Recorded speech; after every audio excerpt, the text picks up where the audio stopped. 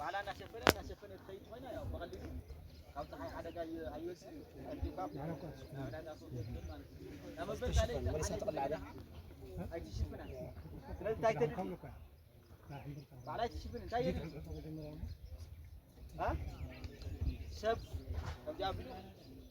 በዚያ እናሸፈነ ክኸይድ ኣለዎ ማለት እዩ ናስበርካ ሸፍነ እዚኣ ከምዚኣ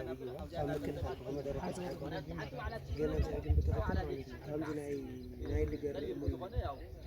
ሰነሰነት ወይ ከዓ ናብ ፀሓይ ተወጥ ሓደጋ ኣለዎ እዚ ወለ ምስራሕ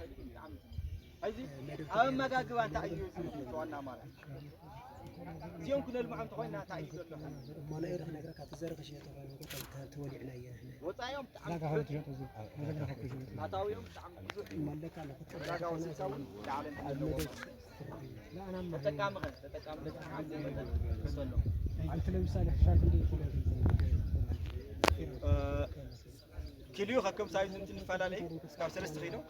والبس حوات خيلو زين نتن اللو مال إذا حاب سايز نتن يكون قمنا يكون إنسان قولوا القمنا يا وزم علي تازياتهم فلالي لهم قمنا اللي هو كان علي تنزل